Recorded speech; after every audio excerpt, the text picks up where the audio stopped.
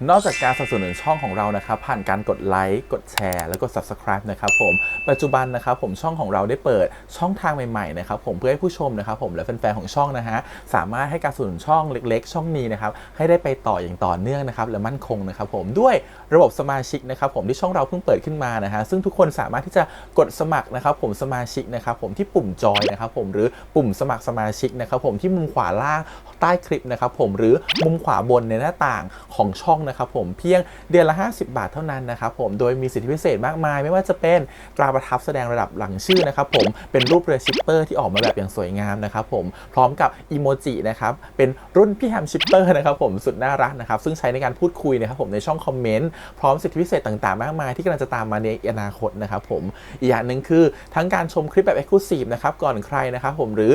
โอกาสที่จะได้ทำกิจกรรมต่างๆร่วมกันในอนาคตนะครับผมก็สำหรับสมาชิกเท่านั้นนะครับผมที่เก็บสิทธิ์นี้เอาไว้ให้กับทุกๆท่านนะครับแต่หากระบบสมาชิกยังไม่หนำใจนะครับผมเรายังมีช่องทางอื่นให้สนับสนุนกันนะครับผมไม่ว่าจะเป็นระบบซุปเปอร์แตงนะครับผมซึ่งหากผู้ชมเนี่ยเจอสัญลักษณ์นะครับรูปหัวใจนะครับผมที่มีดอลลาร์ไซน์นะครับผมหรือสัญลักษณ์รูปเงินดอลลาร์อยู่เนี่ยข้างใต้คลิปใดคลิปหนึ่งเนี่ยสามารถที่จะคลิกนะครับผมเพื่อโดเนทนะครับผมแทนคำขอบคุณนะฮะเพื่อเป็นการสนับสนุนช่องได้นะครับหรือจะเป็นการโดเนทนะครับผ่านบัญชีธนาคารนะครับผมซึ่งได้ใส่รายละเอียดเอาไว้แล้วนะครับข้างใต้คลิปนี้นะครับผมเอาไว้ที่คำบรรยายใต้คลิปนอกจากนั้นนะครับผมเรายังได้เปิด Line Open Chat นะครับซึ่งชื่อว่า ACS Channel Family นะครับผมก็เลยขอเชิญชาวช่องทุกคนนะครับผมเข้าร่วมห้องแชทได้โดยไม่มีค่าใช้จ่ายใดทั้งสิ้นนะครับผมเอาไว้พูดคุยแลกเปลี่ยนข่าวสารกันนะครับผมในครอบครัวของเราและผมได้จัดทำสติกเกอร์ลายรุ่น Lovely พี่แฮมนะครับชิปเปอร์นะครับเอาไว้เป็นสติกเกอร์ที่ใช้พูดคุยกันด้วยนะครับจะได้ใช้คุยกันในกลุ่มก็น่ารักดีนะครับผมหรือจะเอาไปใช้คุยกับเพื่อนๆส่วนตัวก็ได้นะครับไม่ติดอะไรเลยนะครับผมตั้งใจทำออกมามากๆนะฮะเพียงชุดละ35 บาทเท่านั้นนะครับผมใช้ได้ตลอดชีพนะครับผมก็หวังว่าทั้งหมดนี้นะครับผมจะเป็นเรื่องราวดีๆที่จะเกิดขึ้นกับช่องของเราและชาวช่องของเราทุกคนนะครับผมเพื่อมุ่งหน้าต่อไปสู่ปี 2023 ปีนี้และก้าวต่อไปด้วยกันอย่างมั่นคงนะครับผมอย่าลืมสนับสนุนกันนะครับขอบคุณครับ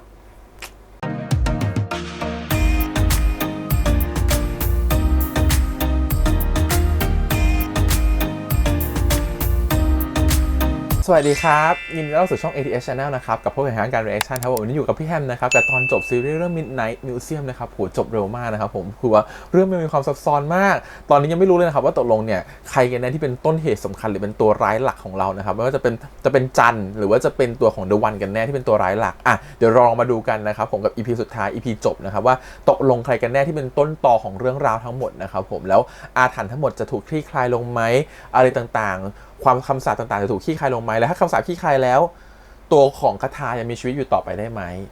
และตัวของโดมจะเป็นยังไงต่อเดี๋ยวเรามาดูกันใน EP นี้นะครับกับ EP 10ครับผมกับ Midnight Museum ครับผมก่อนอื่นเลยขอขอบคุณก่อนนะครับทาง GMTV แล้วก็ทางวิวที่อนุญาตให้ reaction ได้นะครับไปดูกันเลยครับผมกับ Midnight Museum EP ที่10ครับไปเลย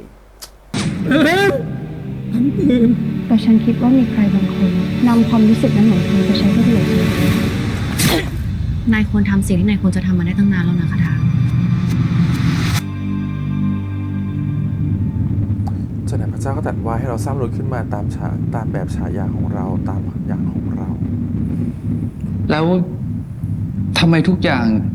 ถึงได้กลายเป็นแบบนี้ล่ะปฐมกาลบทที่1ครับ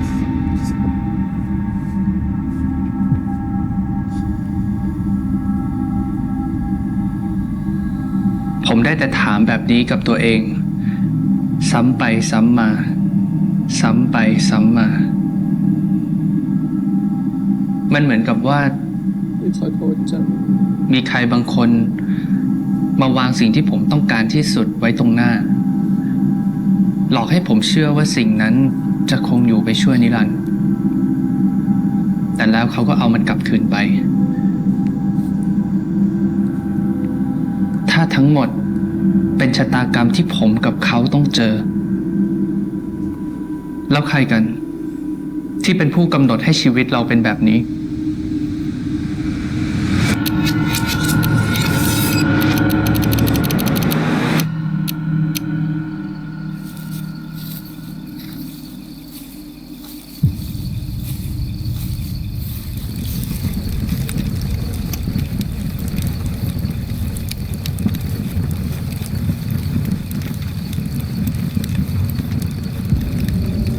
อะไรวะพี่ เฮ้ย ใคร รวะ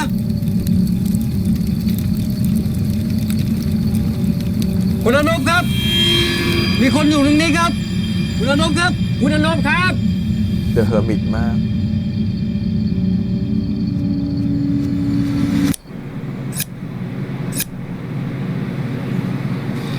ถ้าคุณไม่มีที่ไป ก็อยู่กับผมที่นี่ก่อนก็ได้นะครับ ข้า ฉัน มีเรื่องต้องจัดการ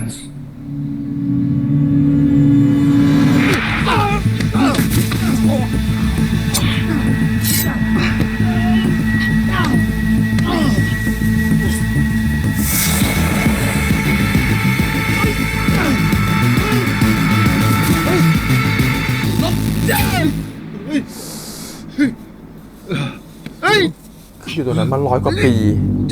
ไม่ไปไหนเลยกอดร่างเอาไว้อย่างเดียว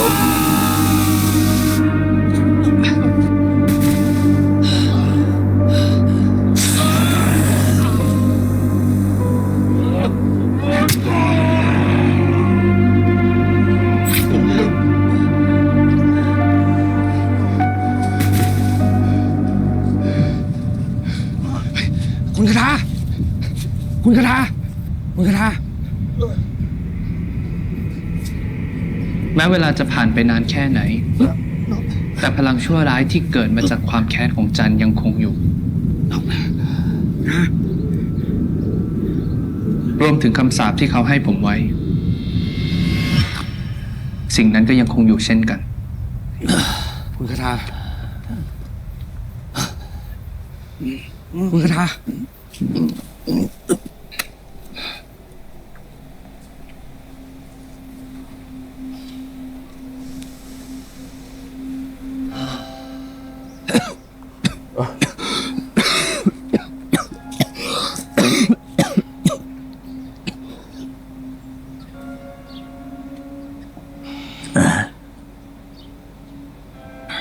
นบนายว่า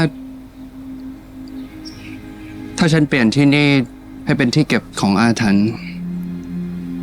นายคิดว่าไง แบบพิพิธภัณฑ์เหรอครับ ของที่คุณต้องตามหาเนี่ย เยอะขนาดนั้นเลยเหรอครับ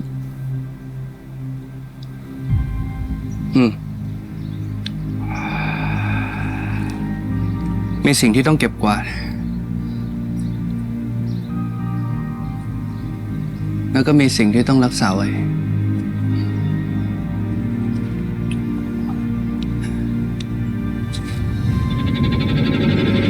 ว่าแต่คุณคาถาครับ คุณจะต้องทำแบบนี้ไปจนถึงเมื่อไหร่หรอครับ ไม่รู้สิ อาจจะ10 ปี 20 ปี หรือ100 ปีฉันก็ไม่รู้เหมือนกัน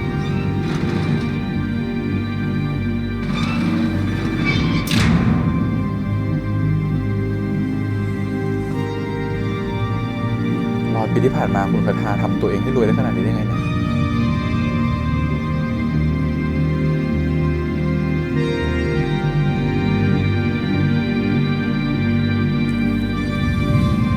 จนกว่าฉันจะได้ขอโทษ ในสิ่งที่ฉันได้ทำไว้กับจัน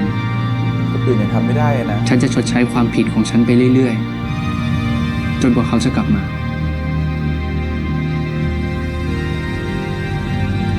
จัน พี่ขอโทษ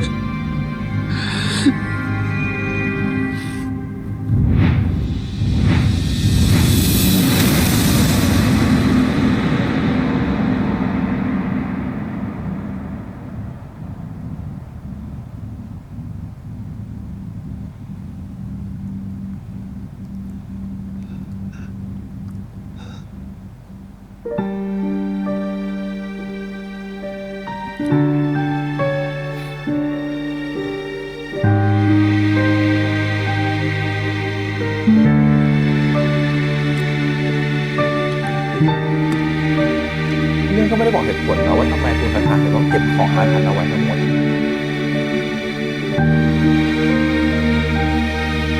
แล้วพิพิธภัณฑ์สร้างมาได้ยังไงด้วยเวทมนต์หรือด้วยคาถาอะไร คือมันดูมีพลังที่มากกว่าการแก้คาถามีอยู่ตอนนี้ หรือมากกว่าแค่ตอนที่จันจะเอาพลังนั้นให้อะ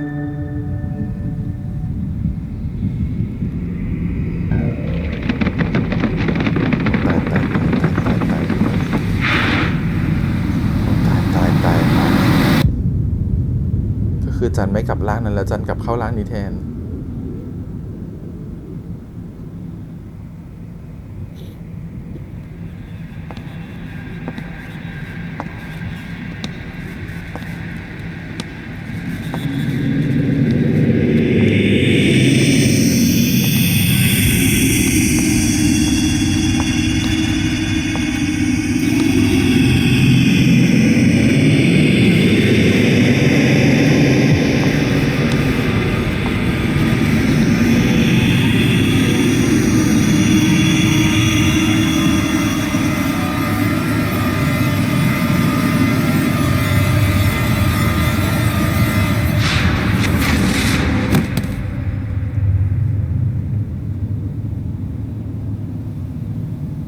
จัน 10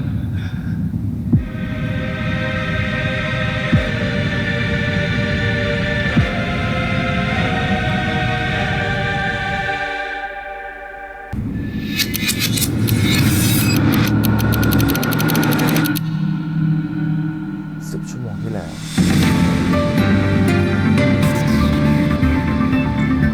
ตอนนี้มีรายงานข่าวด่วนเข้ามานะครับ จากเหตุการณ์ที่ปรากฏขึ้นกับดวงจันทร์บนท้องฟ้า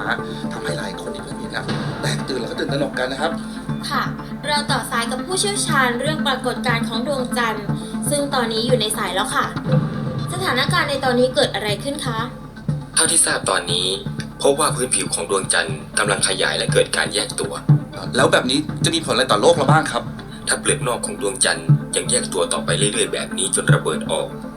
มนุษย์ทุกคนรวมถึงสิ่งมีชีวิตทุกชนิดบนโลกก็จะต้องสูญสิ้นดับสูญไปตลอดกาล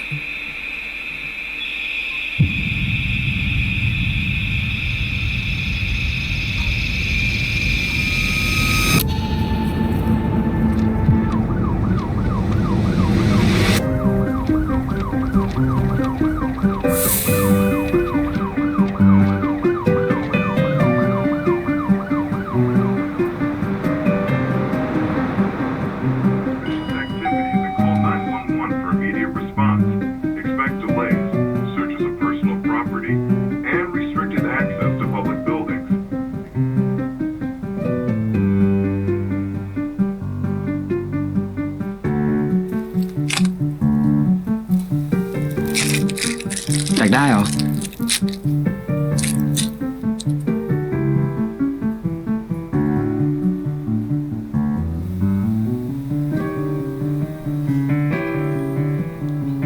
เดี๋ยวก็ตายแล้วอ่ะ ไม่ต้องเอาหรอกเนาะ ไปเร็วลูกไปเร็วไปเร็วไปเร็วไปเร็วลูกไปเร็วเร็วเร็วเร็วเพครับ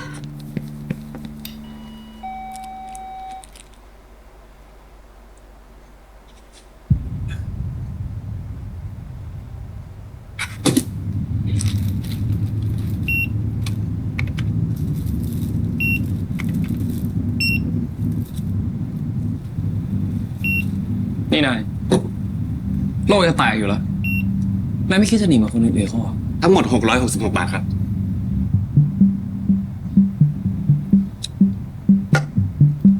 เดี๋ยวครับ ไม่จ่ายก็เปิดกินไม่ได้นะครับ น่าจะทำงานอยู่อีกทำไม หลังจากได้ทราบข่าวประชาชนบางส่วนเดินทางไปที่ศาสนา เวลาเนี้ยนายต้องไปสวดมนต์ขอพรให้พระเจ้าคุ้มครองไม่ใช่เหรอ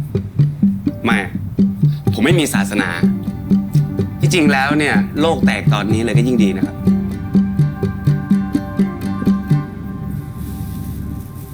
นายไม่กลัวความตายเลยเหรอ ทุกคนเกิดมาก็ต้องตายไหมคุณ มันเลือกไม่ได้นี่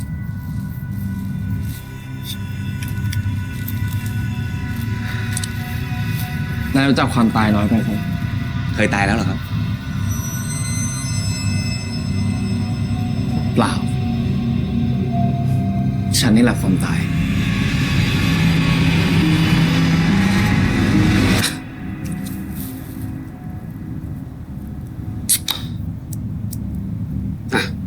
ผมเลี้ยง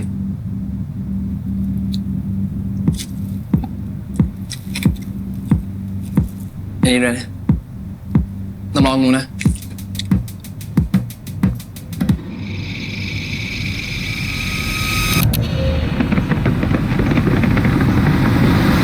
จัน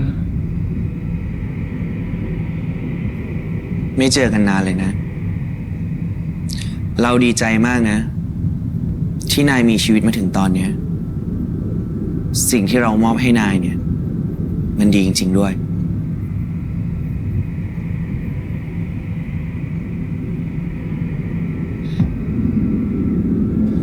คุณ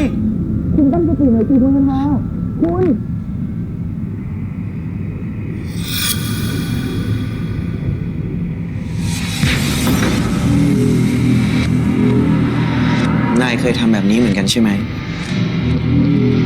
รู้ไหมว่าพลังงานเราสื่อถึงกัน เราทำอะไรได้ นายก็ทำได้ ในทางกลับกัน นายทำอะไรได้ เราก็ทำได้เหมือนกัน จัน เรื่องนี้โดมไม่เกี่ยวนะ อย่าทำอะไรโดม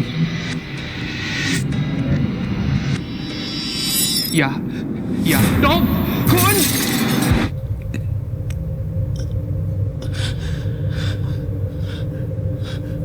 คุณ คุณคาถาคุณคาถา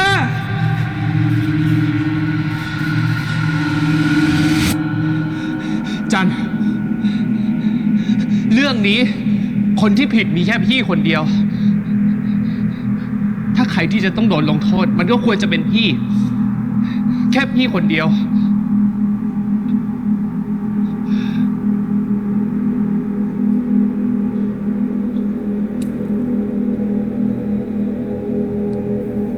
งั้นก็ได้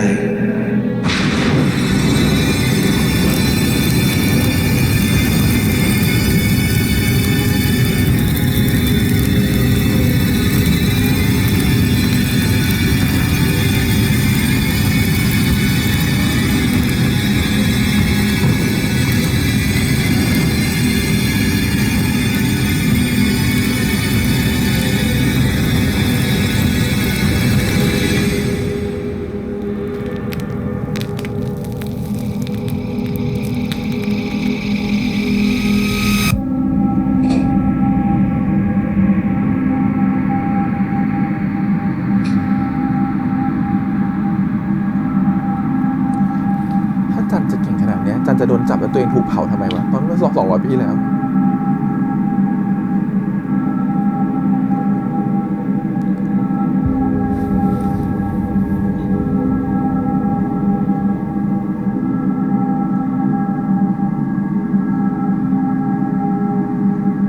โดม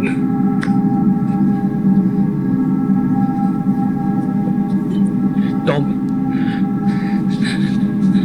โดมตื่นสิโดม โดม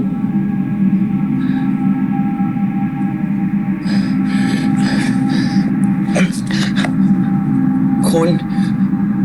นายไม่เป็นไรใช่ไหม แล้วคุณลาเป็นไรไหม ฉันโอเค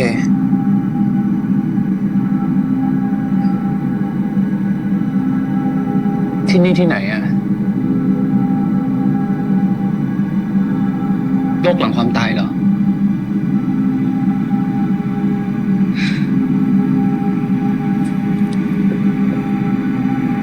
ไม่ใช่อะผมเคยเห็นที่นี่แล้วครั้งหนึ่ง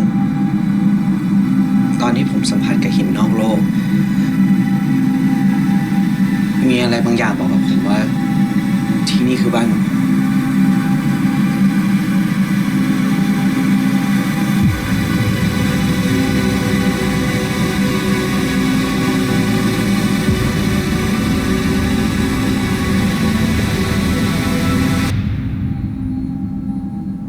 นี่เราอยู่ที่นี่มานานแค่ไหนแล้วอะ ไม่รู้สิ แต่แบบนี้ก็ดีนะ ได้อยู่กับนายด้วยที่นี่ คุณไม่อยากกลับไปที่โลกเหรอครับ เบาได้เบาคาถาเบาได้เบา ฉันว่าฉันคงใช้ชีวิตบนโลกนานเกินไปแล้วอะฉันได้เห็นผู้คนมากมายต้องเจ็บปวดเพราะการกระทำของฉัน ความจริงลึกๆแล้ว ฉันดีใจนะ ที่เรื่องทั้งหมดนี้มันจะจบลงสักที คุณเคยได้ยินสำนวนเกี่ยวกับนกกระจอกเทศไหม Don't bury your head in the sand like an ostrich นี่ไอจูนสอนเธอมาใช่ไหมเอ็ดที่นี่ชอบสอนอะไรประหลาดๆให้นายอยู่เรื่อยเลยนะ นี่คุณไม่ได้กำลังจะหนีปัญหาใช่ไหม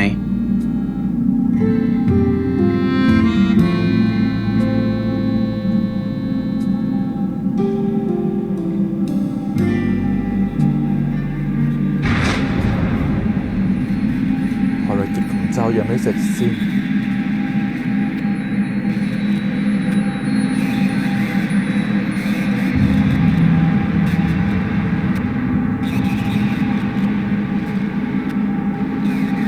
เด็กแกเป็นใคร เราคือผู้อยู่เหนือทุกสิ่ง ผู้ขีดเขียนโชคชะตา ทั้งผู้สร้าง ผู้ปกครอง และผู้ทำลาย พระเจ้าเหรอ ช่วงเวลาของเราสิ้นสุดลงไปนานแล้ว และที่พวกท่านได้เห็นอยู่ เป็นเพียงแสงสุดท้ายของเราคาถาโดม เรามีเรื่องที่จะขอร้องท่าน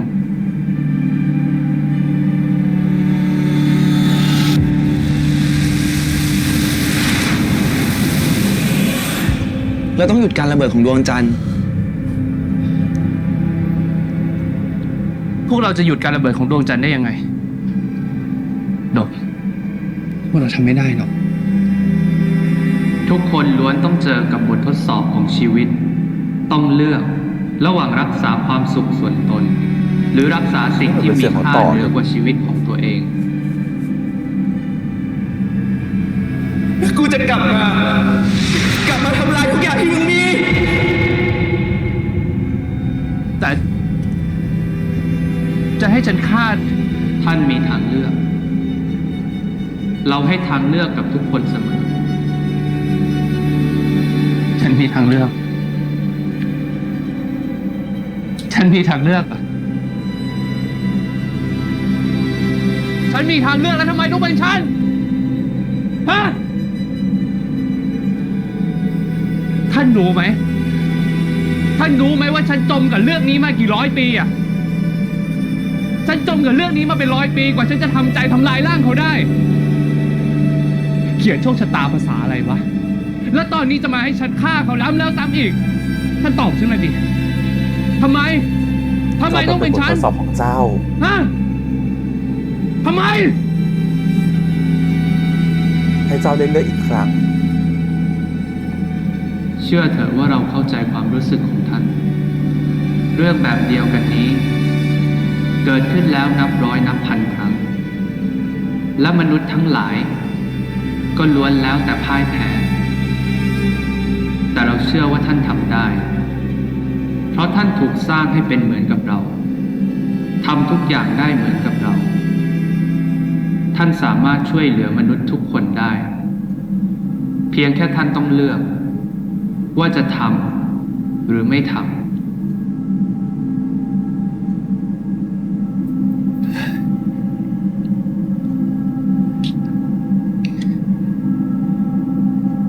ยังคนที่มีรูปลักษณ์เหมือนพระเจ้าของที่แท้จริงก็คือ คุณคาถา คาถานี่เอง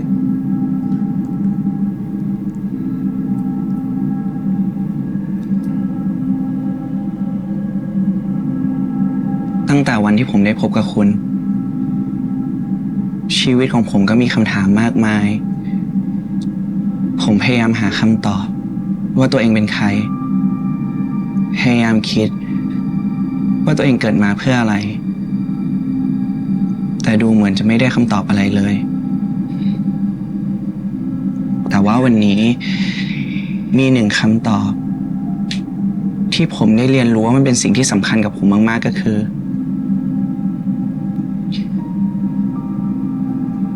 ผมอยากอยู่กับคุณ อยากอยู่กับคุณจูน อยากอยู่กับคุณไตรภพ อยากอยู่กับคุณแบม อยากอยู่ในโลก ที่มีพวกเราพร้อมหน้าพร้อมตากัน แต่ถ้าวันนี้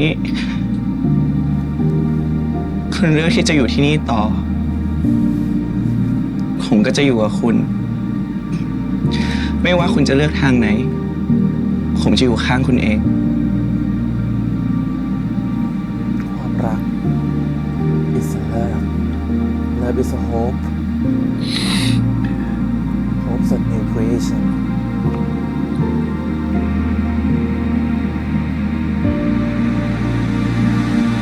ที่เราคิดว่าถูกแล้วแหละแต่วันคือผู้สร้าง ตัวแทนของการสร้างโดคือผู้ปกปักจันคือผู้ทำลาย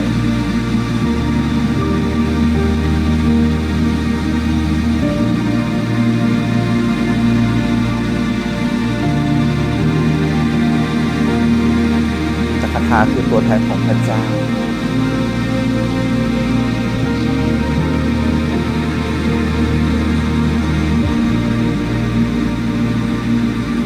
พระเขาเป็นผู้ปลดเอง ถ้าเป็นเช่นนั้นแล้ว เราจะส่งท่านกลับไป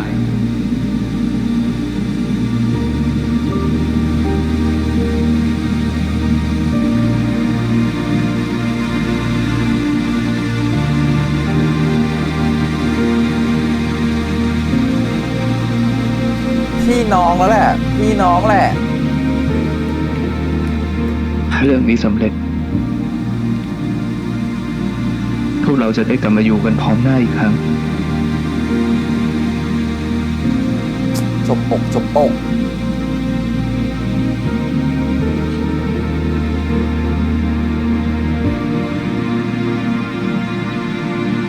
ชอบแบบกอดจบปกมาก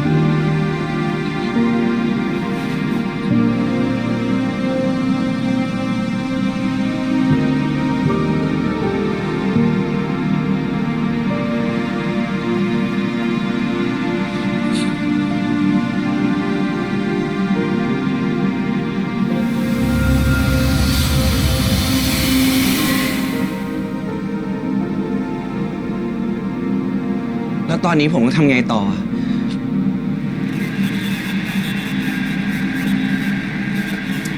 ตัดไม่ให้เราได้ยินว่าคุยอะไรกัน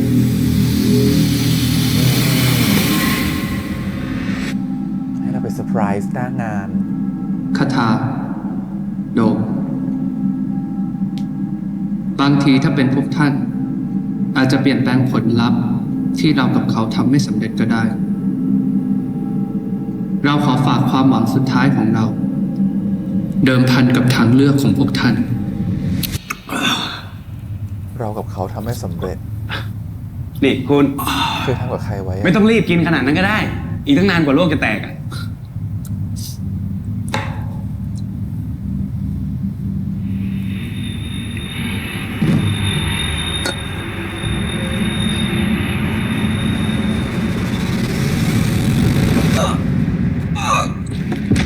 เฮ้ยคุณเป็นอะไรหรือเปล่าอะ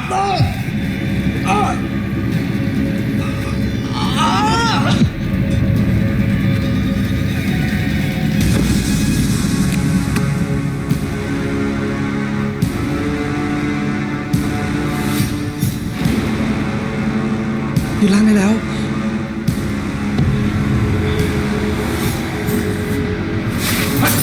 เดี๋ยวคุณ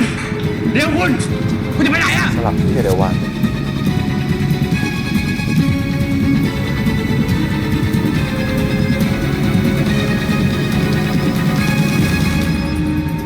จูนเอ้ยใจเย็น นี่ผมเอง ผมโดม ผมอยู่ร้านนี้ไม่จ่าเดี๋ยววันอะจูนจำเรื่องนั้นได้ไหม ที่เคยเล่าให้เราฟังอะเรื่องนกกระจอกเทศอะที่มาชอบพวกผมบนลงดินอะ นายรู้ นี่นายจริงๆเหรอโดม แล้วนายมาทำอะไรที่นี่ ผมกำลังหาตึกสูงแถวนี้อยู่อะผมต้องอยู่ใกล้ดวงใจให้ได้มากที่สุด แล้วนายมีแผนแล้วเหรอ ไม่มีอ่ะ แต่ตอนเนี้ยเราต้องหยุดดวงจันทร์ให้ได้ เล่นดีมากเลยอะ ไม่อย่างนั้นทุกคนจะตายกันหมด เล่นเหมือนกันเล่นเป็นโดมเลยอะ เดี๋ยววันก็จ้องจะแย่งร่างผมจากกระจกตลอดเวลาเลย เก่งมากอะ ได้ ฉันจะคอยคุ้มกันนายจากเดอะวันให้เอง เรารีบไปกันเถอะ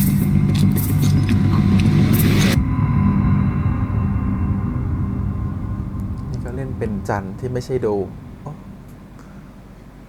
เก่งกันเป็นไหน ถือว่านี่เป็นของขวัญ วันหนึ่งที่เราไม่อยู่แล้ว เอาสิ่งนี้ไว้แทนตัวเรา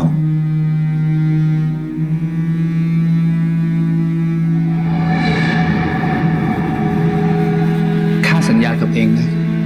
ไม่ว่าจะเกิดอะไรขึ้น ข้าจะปกป้องเอง จะอยู่กับเอง ไม่มีวันทอดทิ้งเอง และจะไม่ทำให้เองตกอยู่ในอันตราย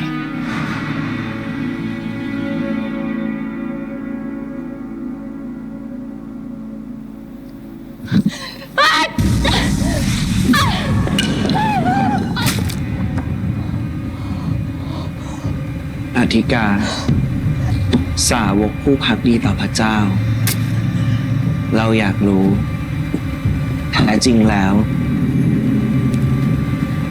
เธอศรัทธาอะไรกันแน่ เธอเห็นอะไรในนั้นเหรอ ฉันคิดว่านั่นคือพระเจ้า พระองค์กำลังสื่อสารกับฉัน ว่าพระองค์เลือกให้ฉันเป็นผู้คืนชีพพระองค์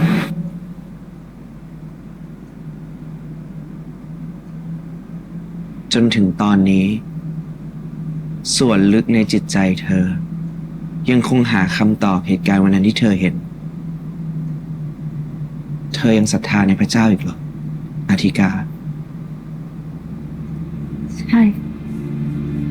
ฉันยังเชื่อแบบนั้นอยู่ แล้วทำไมเธอไม่สละชีพให้พระเจ้าล่ะ เธอมันไร้ศรัทธา พระเจ้าไม่เลือกเธอหรอก เพื่อต้อนรับการกลับมาของพระองค์จากเท่าฐาน สละวิญญาณอันบริสุทธิ์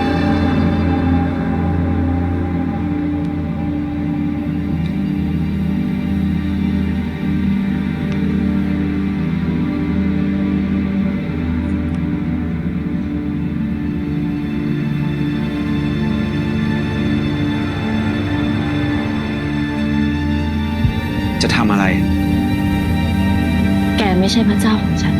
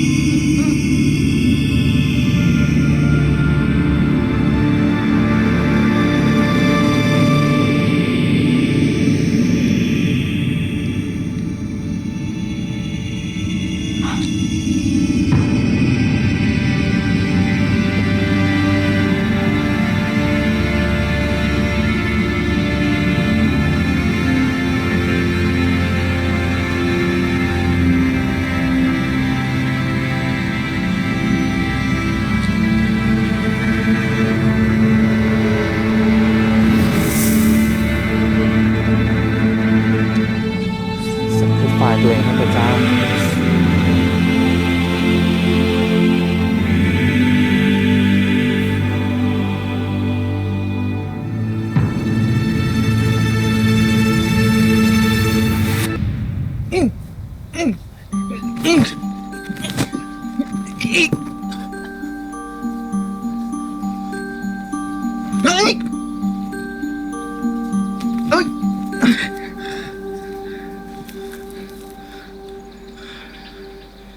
ลุกขึ้นมาอาจารย์ เองต้องฝึกไว้บ้างนะ ถ้าเองไม่รู้เรื่องการหมัดมวยอะไรเลยอ่ะ เองจะโดนรังแกเอา มา สู้กับกระทาอย่างเงี้ยก็แพ้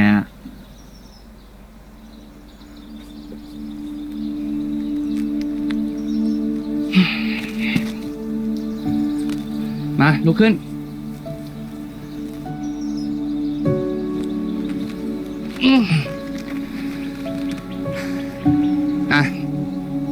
เอาเป็นว่าข้าจะไม่บังคับให้เองสู้แล้ว ต่อไปนี้ข้าจะปกป้องเอง จะดูแลเอง และจะไม่ให้ใครมาทำร้ายเองเด็ดขาด นั่นเป็นสัญญาไว้ ข้าสัญญา เราดีใจนะ ที่นายยังไม่ตาย แต่ที่ฟื้นมาได้ คงไม่ได้เป็นเพราะคำสาปแล้วใช่ไหม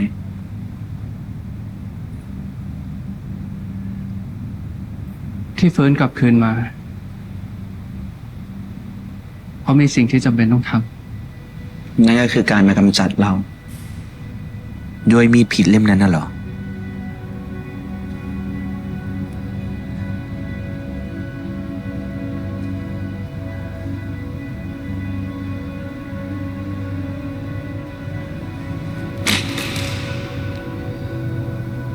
พี่จะไม่ทำซ้ำแบบเดิม เรามาหาทางออกเรื่องนี้ร่วมกันเถอะนะจัน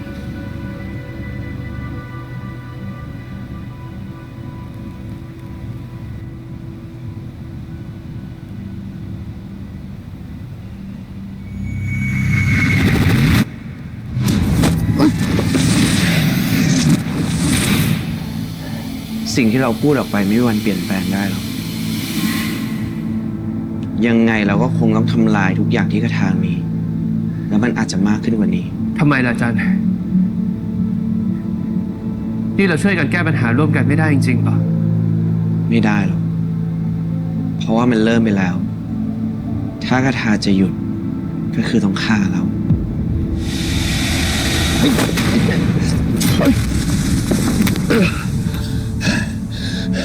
พอเถอะจัน พี่ไม่อยากสู้กับจัน พี่ไม่อยากทำร้ายจัน สู้สิ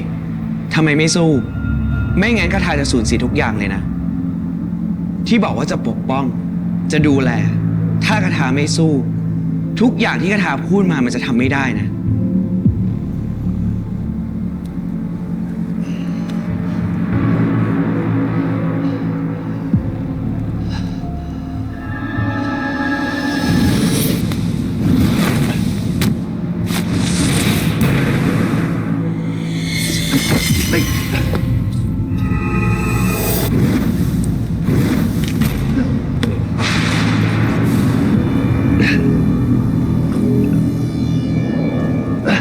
เรามาจบ ดวงจันทร์ตกลงมาได้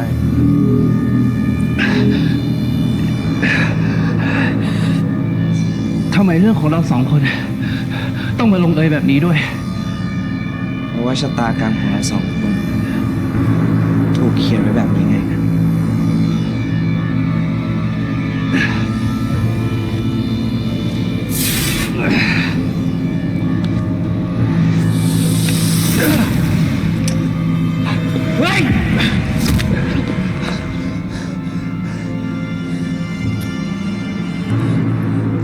อย่าไหวติ้งสิอย่าใจอ่อน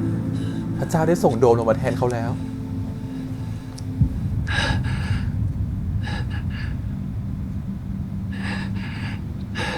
จบสิ้นกันสักทีเสียนะ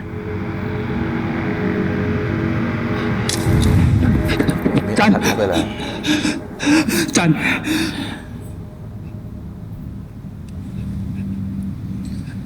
จัน จัน ลุกขึ้นสิจัน จัน เรื่องต่อสู้ เราคงแพ้สินะ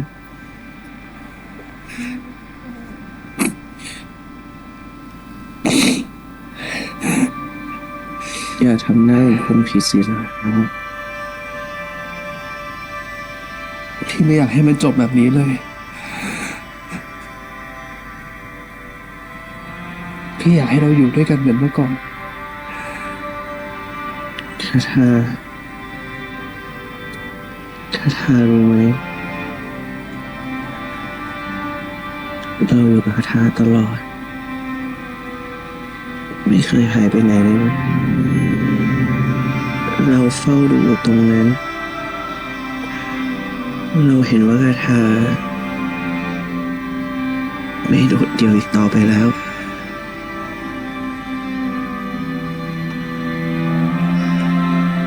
เ เราอยากให้คาถามีชีวิตต่อ มีความสุขกับพ้องเพื่อนของคาถา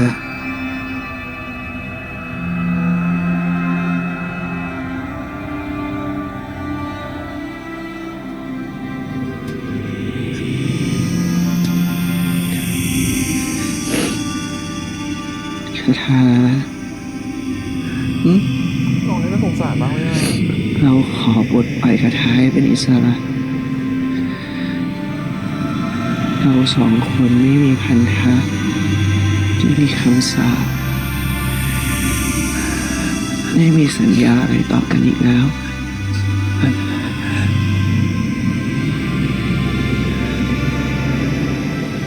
คาเลิกทำเดินของคาได้เลยนะ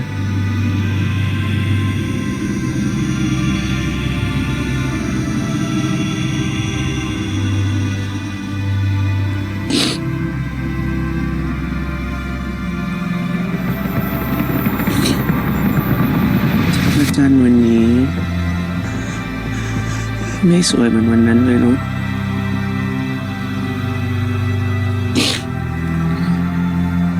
ถ้าเราได้นอนดูจันทร์ด้วยกันอีก ครั้งก็คงจะดีเพราะพี่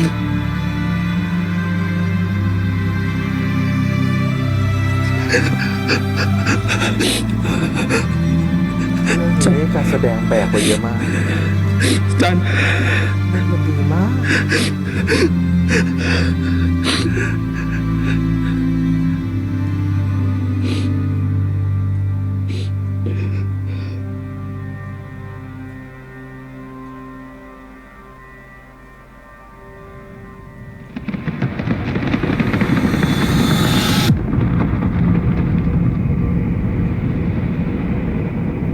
นายมีแผนจีบมาได้ยังไง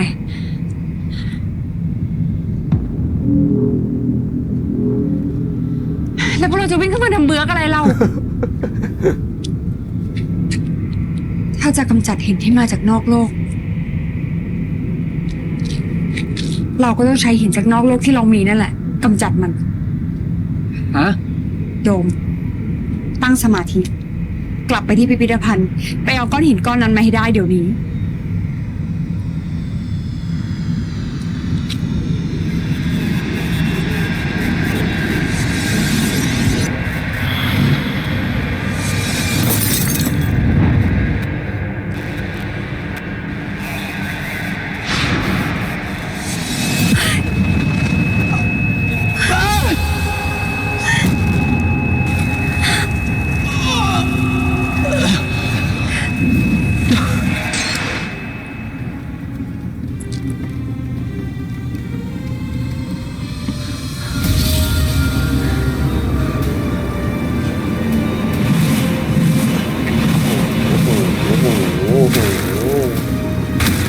มันยิ่งกว่าด็อกเตอร์สเตรนจ์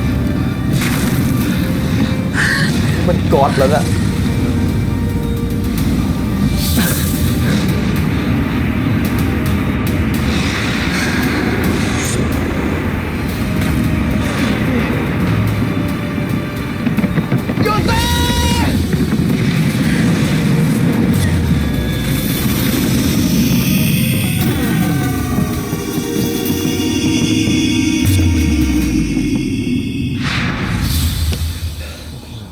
ทรงพลัง สำเร็จแล้วโดม มันยังไม่หมด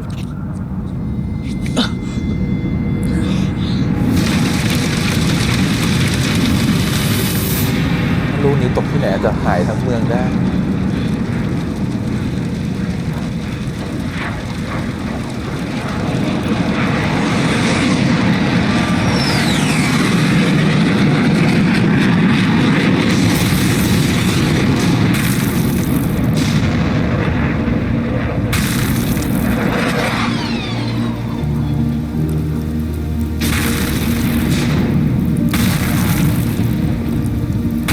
ไม่ใช่แค่พวกเราคนเดียวสินะ ที่สู้อยู่ สวยจัง ระเบิดเป็นพลุเลยมีความเป็นจริงทำไม่ได้นะจ๊ะ จ แรงระเบิดของการปะทะของดาวกับแรงระเบิดบนท้องฟ้านี่คือแบบว่าอาจจะต้องล้มได้นะมันเป็นคลื่นระเบิดเลยนะไม่ใช่ที่ยิงกันเป็นตุ๊เลย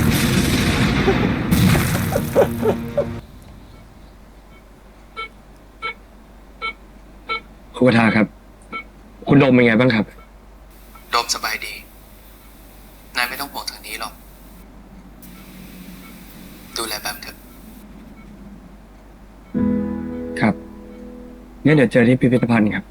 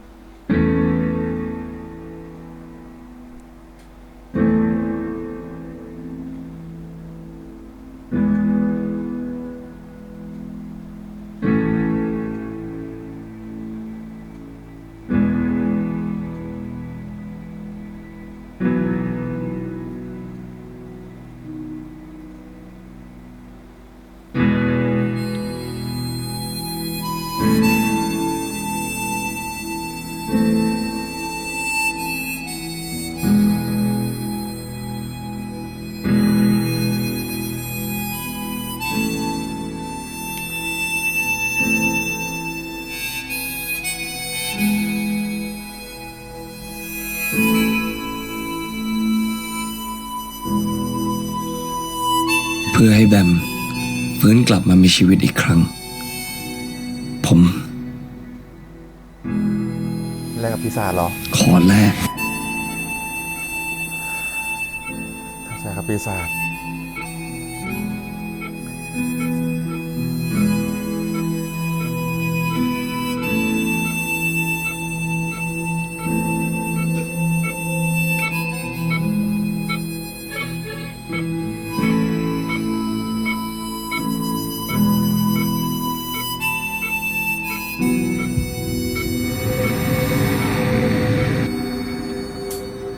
ไง ฉันกับโดมกำลังจะกลับไปที่พิพิธภัณฑ์นะ สวัสดีครับคุณกระทาผมโดมเองครับ พอดีผมยึดร่างนี้มาจากเดอะวันน่ะ ไม่ชินกับนายในร่างนี้เลยฮะ งั้นเจอกันที่พิพิธภัณฑ์แล้วกัน เราไปกันเถอะ อุ้ยเดี๋ยววันภาพสะท้อน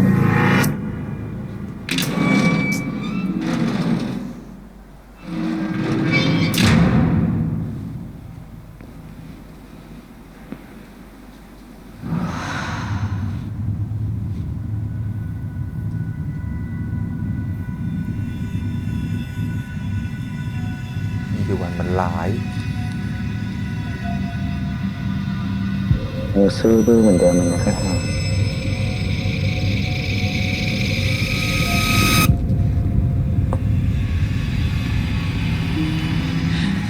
หรือว่านายจะตายไปแล้วเลย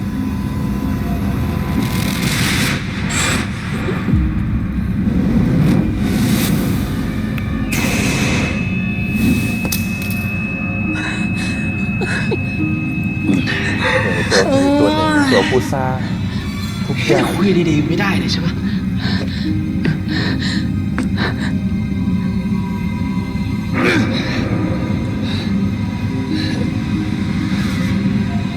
แกต้องการอะไร แล้วตอนนี้โดมอยู่ไหน ใจเย็น เล่นดี เอาทีละเรื่อง เขาเล่าให้นายฟังแล้วใช่ปะไอ้เรื่องนี้พระเจ้าทดสอบมนุษย์อะไรนั่นนะแล้วนายรู้ปะว่าใครทดสอบพระเจ้า หมายความว่ายังไง ฉันก็เป็นเหมือนกับเธอแหละ เป็นเพียงเรื่องราวที่ถูกเขียนมาในหนังสือเล่มหนึ่ง เพื่อบอกเล่าจุดเริ่มต้น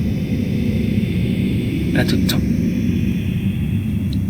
ของทุกสรรพสิ่งในจักรวาล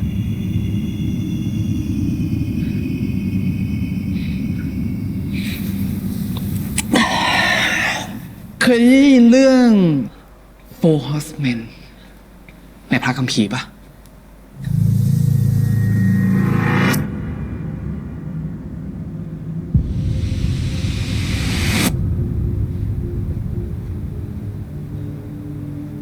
ผู้ฉันเอง ฉันคือหนึ่งในจัตุรอาชา ที่ถูกส่งมายังโลก เพื่อปิดฉากสิ่งมีชีวิตทุกชนิด โรคระบาดสงคราม ความอดอยากและความตายแต่ฉันไม่ได้มาจากพระคัมภีร์ของพระในโลกผู้แก่หรอกนะ ฉันมีตัวตนจริงๆ ในโลกอื่นพวกเราทั้ง4 คนนะแยกกันไปอยู่คนละโลกจนกระทั่งวันหนึ่ง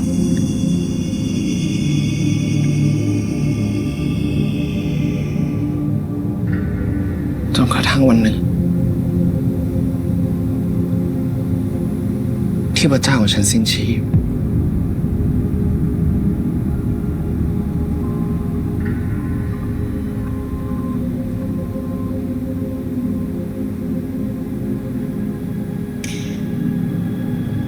โลกของฉันก็เลยสูญสิ้นไปด้วยและเมื่อโลกของฉันสูญสิ้นทุกอย่างก็จะเสียสมดุลและโลกอื่นและโลกที่พวกนายอยู่ก็จะพังไปตามๆกัน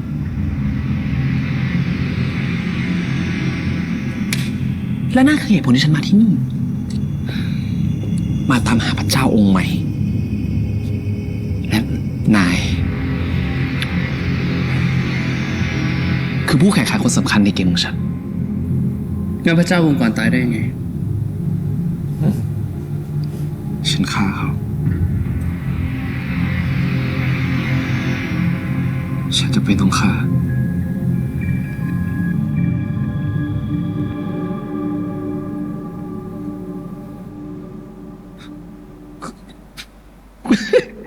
เฮ้ยอย่ามองด้วยแต่ตาแบบนั้นดิ นายไม่รู้หรอกว่าเขาร้ายขนาดไหนอ่ะที่นายต้องเจอจันที่จันต้องตายเป็นความคิดของเขาทั้งนั้นแหละ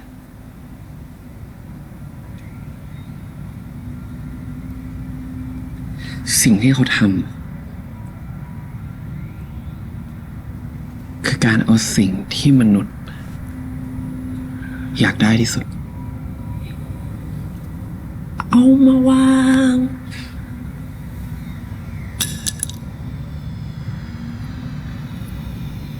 ไว้อยู่ตรงหน้าแล้วก็หลอกล่อให้มนุษย์หยิบในสิ่งที่มันจะกลับมาทำลายตัวเขาเองที่ทุกคนบอกว่าเราเลือกได้อะจริงๆเราเลือกไม่ได้ด้วยซ้ำ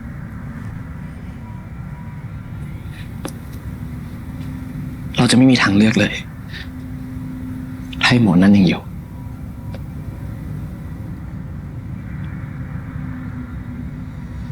แปลว่านายกำลังจะบอกว่าที่นายฆ่าพระเจ้าเพราะนายอยากให้มนุษย์มีทางเลือกนั้น ปิ้งปองไม่งั้นพวกเราทั้งหมดเนี่ยก็ต้องเดินบนเส้นทางที่เขาเขียนเอาไว้เปลี่ยนแปลงไม่ได้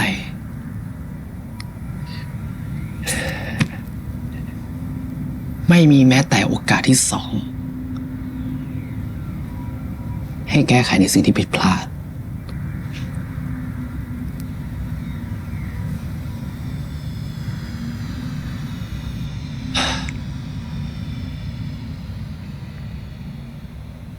แล้วตอนนี้โดมอยู่ที่ไหน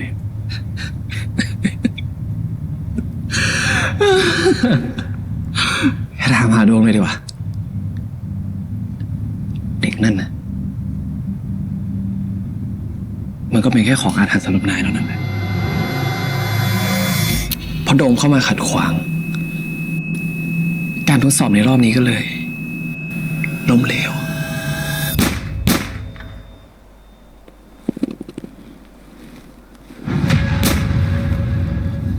เหมือนสงครามโลกทางญี่ปุ่นโดมถูกส่งไปอยู่ในการทดสอบลูปใหม่ละ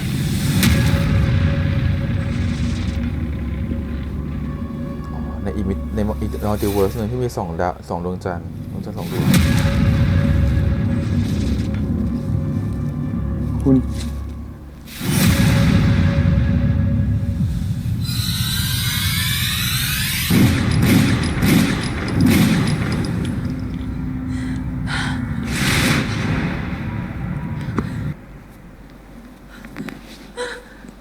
คาถาหนทางที่นายจะต้องเดินอ่ะนี่ยาวไกล ชีวิตนายนะ ก็เหมือนกับหมาในเกมกระดานที่ยิ่งใหญ่ นี่ อาจจะเป็นเกมสุดท้ายของเราก็ได้นะ แต่ถ้านายเลือกที่จะเล่นต่อ นายก็จะพบเจอคนอีกมากมาย ที่เหมือนกับนาย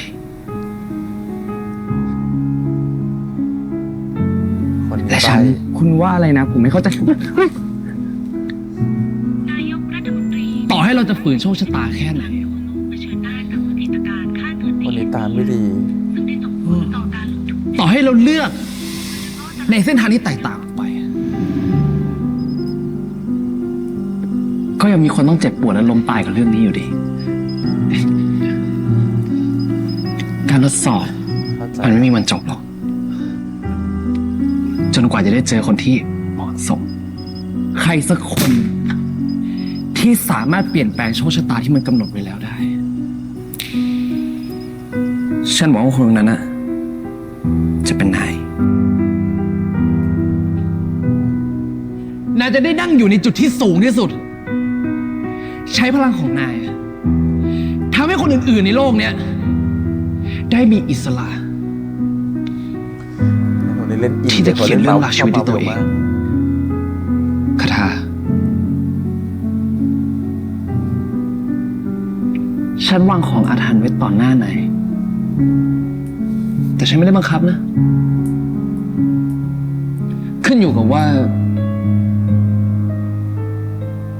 นายจะหยิบมันหรือไม่ แต่แลกกับอิสรภาพของคนทั้งโลก นายต้องเดินตามทางที่ฉันวางไว้ให้ อย่าเดินตามทางของพระเจ้าองค์กร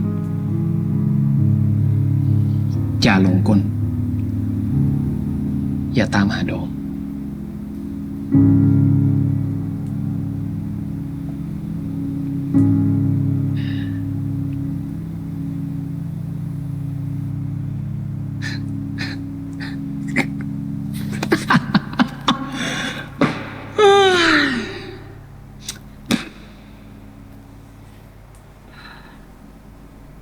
นายเลือกไว้แล้วสินะ โอ้ยทำไมนายยังซื่อบื้อไม่เปลี่ยนเลยวะ นี่ฉันคิดผิดหรือคิดถูกวะเนี่ย ฮะ ที่หวังพึ่งคนอย่างนายเนี่ย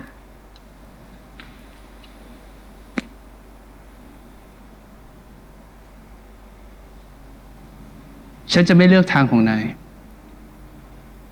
และฉันก็จะไม่เลือกทางของพระเจ้าองค์กรด้วย ฉันจะเลือกทางของตัวเอง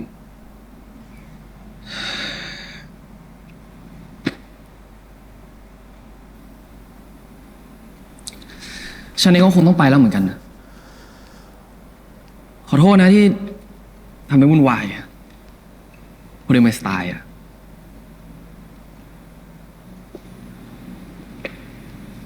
ขอให้โชคดีกับทางที่เลือกนะสักวันเราคงได้เจอกันอีก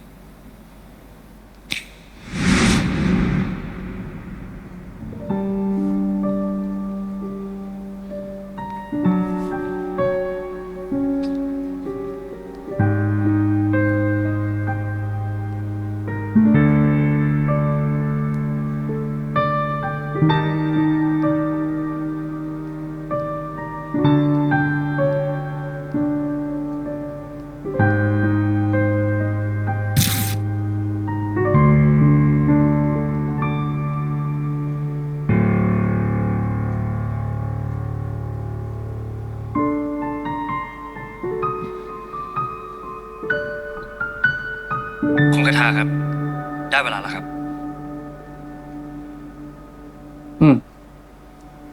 ฉันจะไปเดี๋ยวนี้แหละ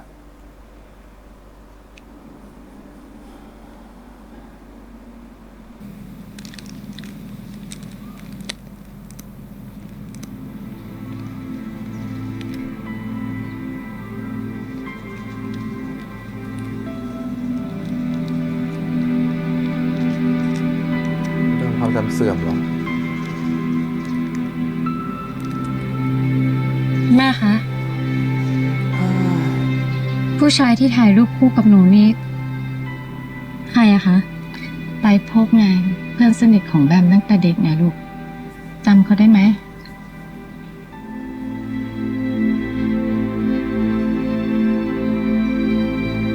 ได้สิ่งหนึ่งมาก็ต้องแลกกับอีกสิ่งหนึ่งเสมอ พอดีผมมารับดอกไม้ที่สั่งไว้อะครับ ได้แล้วครับ ดอกลิลลี่ออฟบัลเล่ความหมายดีเลยนะครับ คุณกำลังรอให้คนพิเศษกลับมาอยู่เหรอครับ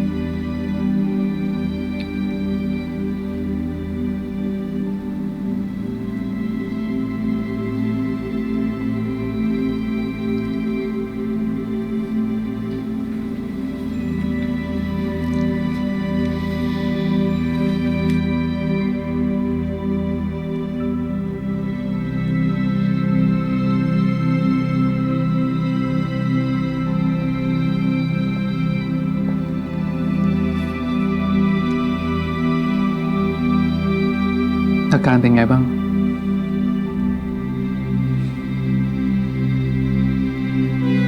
ยังเหมือนเดิม ไม่มีท่าทีว่าจะฟื้นขึ้นมาเลย ตัววิญญาณไม่อยู่ในร่างแล้วไง มีแต่ร่างเปล่า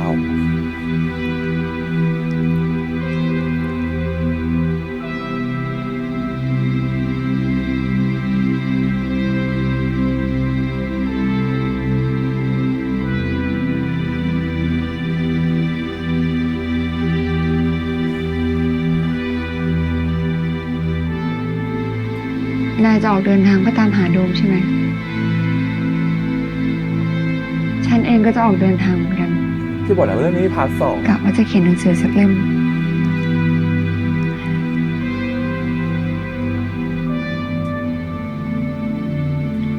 หวังว่าสุดท้ายพวกเราจะกลับมาอยู่พร้อมหน้าพร้อมตากันอีกครั้งนะ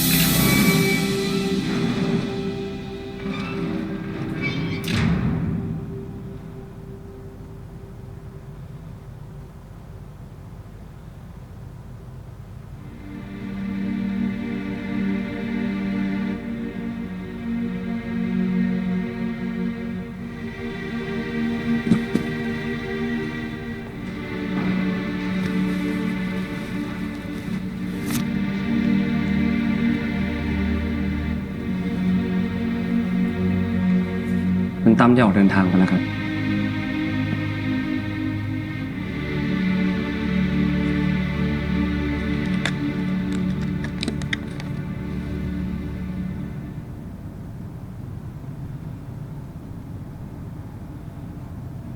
เขาบอกว่า เขาตัดสินใจลองดูอีกครั้ง ถึงแม้ว่า ผลลัพธ์จะเป็นแบบเดิม เอาเป็นว่า มึงไม่ได้เมา กูเมาเอง เมารัก แต่ถ้าผมไม่ทำอะไรสักอย่าง ผมก็คงรู้สึกเสียใจไปจนตาย นางไปอยู่ในลูปใหม่เลย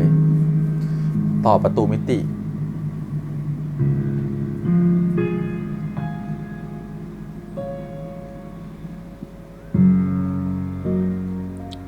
รู้ว่ามึงชอบ ถ้ามึงชอบอ่ะก็ยอมเป็นแฟนกูสักทีดิ กูจีบจนเหนื่อยแล้วเนี่ย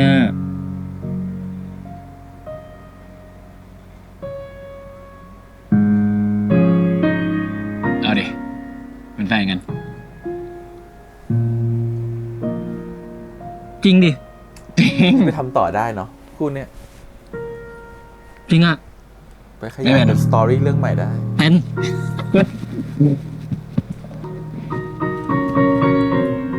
คุณคาทาครับ ผมเชื่อว่าเราเปลี่ยนแปลงมันได้ กูรอมานานมากไม่ต้องเป็นพระเจ้าหรอก เป็นแค่มนุษย์ธรรมดาเนี่ยแหละ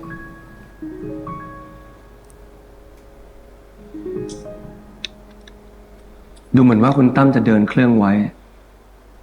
แล้วก็ตั้งพิกัดไว้ให้คุณแล้วนะครับ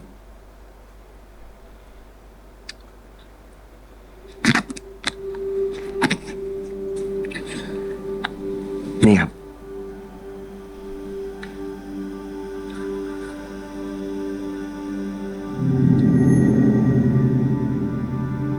ในระหว่างที่คุณไม่อยู่เนี่ย ผมจะดูแลพิพิธภัณฑ์เองครับ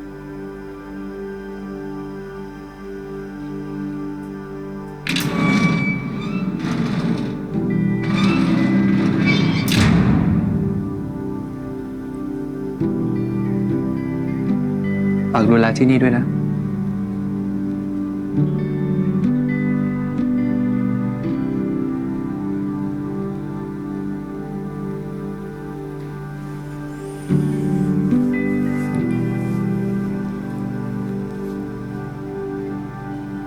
ตลอดช่วงเวลาที่ยาวนานของชีวิตผม ถามตัวเองอยู่ตลอด ทำไมคนเราถึงหลงไหลให้กับอำนาจของความโลภ มัวเมากับสิ่งที่สุดท้ายจะกลับมาทำร้ายตัวเอง บางคนยอมเสียทุกอย่าง เพื่อจะได้ของเหล่านี้มาครอบครอง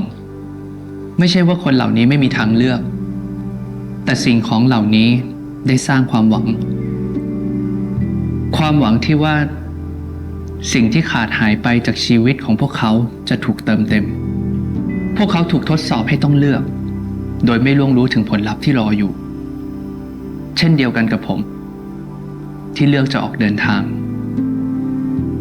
เพื่อออกตามหาบางสิ่งที่หายไป ผมเลือกที่จะเดินทาง ไม่ใช่เพื่อเล่นเกมของพระเจ้า แต่เพราะมีใครบางคนกำลังรอผมอยู่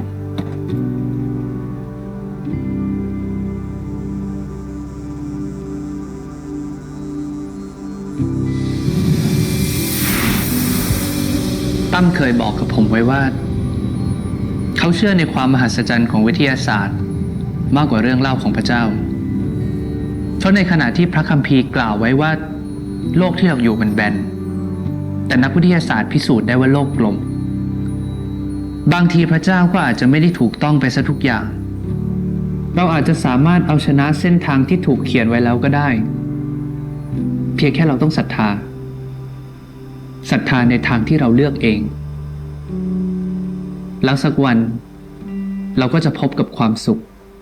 บนเส้นทางที่เราได้เลือกด้วยตัวเอง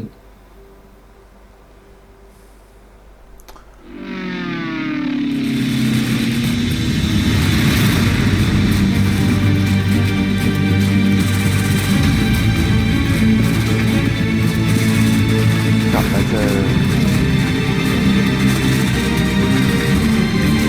โดโมริหรือจะเป็น ในที่สุดเราก็ได้เจอกันสักที โกโบกัน คุณคาทา ไปจากที่นี่กันเถอะ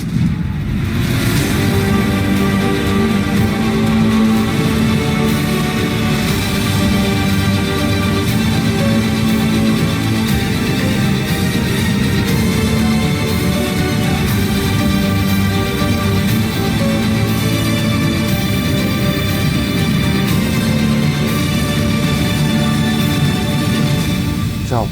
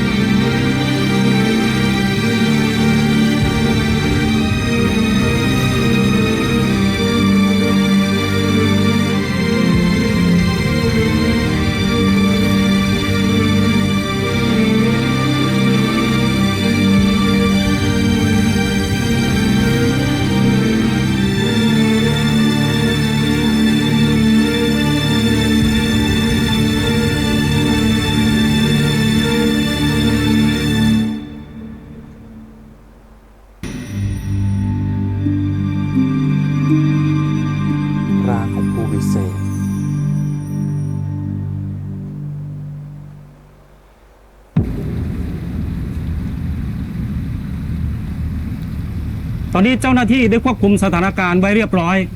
กำลังจะนำตัวผู้ต้องหาไปสอบปากคำที่โรงพัก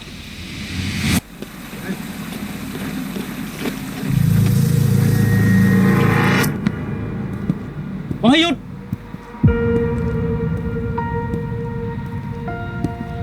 เฮ้ยได้ยินไหม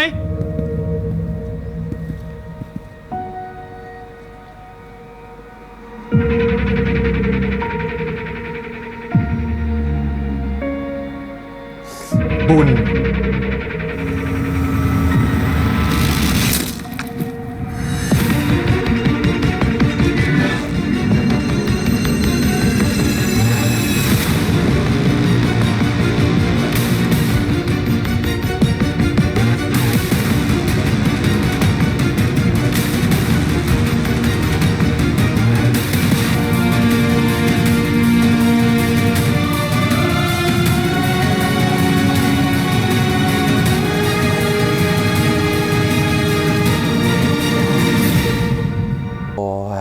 เรื่องนี้มีพาร์ท 2แน่นอนครับผมอันนี้แค่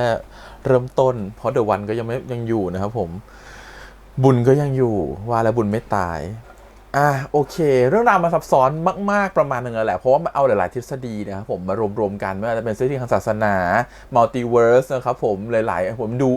เอาหลายๆอย่างมาปนกันเยอะมากแต่ต้องชมว่าเป็นซีรีส์ที่ทะเยอทะยานมากนะครับถือเป็นซีรีส์ไทยเรื่องนึงที่ทะเยอทะยานสุดๆโดยการเอาแบบว่าแบบมันมีความที่แบบว่าพยายามที่บทมันดูแบบมันยิ่งใหญ่มากครับไม่รู้บทมันแบบว่าแกรนด์มากๆนะครับผมรู้สึกว่าเหมือนเราได้ดูพวกซีรีส์ฝั่งเวสเทิร์นที่บางเรื่องที่เหมือนกับแบบมีความทะเยอทะยานสูงๆแล้วมันดูยากๆหน่อยๆมีความเป็นปรัชญาชีวิตหน่อยๆอะไรเงี้ยแฝงปรัชญาไปด้วยซึ่งรู้สึกว่ามันให้อะไรแบบนั้นนะครับผมในเรื่องของ CG effect เขาก็ทุ่มเทเต็มที่เหมือนกันรู้สึกว่าเขาก็ใส่อะไรไปเต็มที่เหมือนกันรู้สึกว่าเนี่ยมันคือแบบซีรีส์ที่แบบยกมาตรฐานอะไรหลายอย่างขึ้นมานะครับผมซึ่งเราไม่ได้เห็นแบบเนี้ยนานแล้วรู้สึกว่าอาจจะไม่เคยเห็นเลยก็ได้อาจจะมีซีรีส์ถามว่าซีรีส์ไทยมีฟู้ดเป็นละครไทยมีความแฟนตาซีไหมมีนะครับผมแต่เรื่องอันนี้ค่อนข้างจะเป็นทางเหมือนเอาทฤษฎีทางวิทยาศาสตร์หรือไซไฟแฟนตาซีมาใช้แล้วค่อนข้างจะทะเยอทะยานไปเยอะๆเลยแบบว่าฉีกบทฉีกกฎหลายๆอย่างออกไปอะไรเงี้ยทำให้รู้สึกว่าบางทีคนดู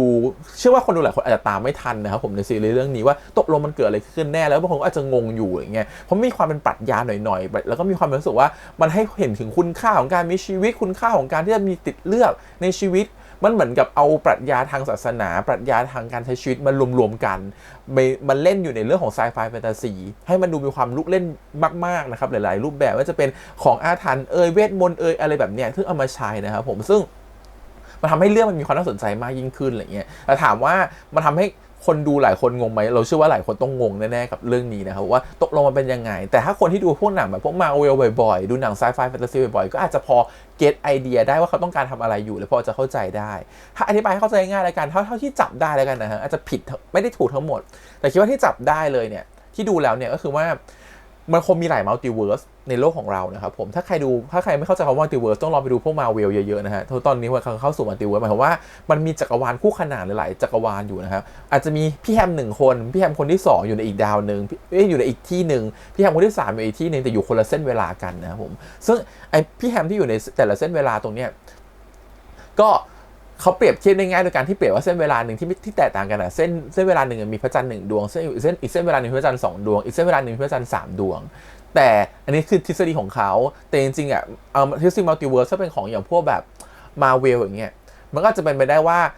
ในที่นั้นน่ะก็อาจจะแค่มีเมืองที่แตกต่างออกไปทุกอย่างไม่เหมือนกันเลยก็ได้แต่มีคนเดียวกันอยู่ในแต่ละที่ที่มันแตกต่างออกไปไม่จำเป็นต้องมีพระจันทร์เป็นตัวแทนแต่อันนี้เขาเปรียบเทียบว่ามีพระจันทร์เป็นตัวแทน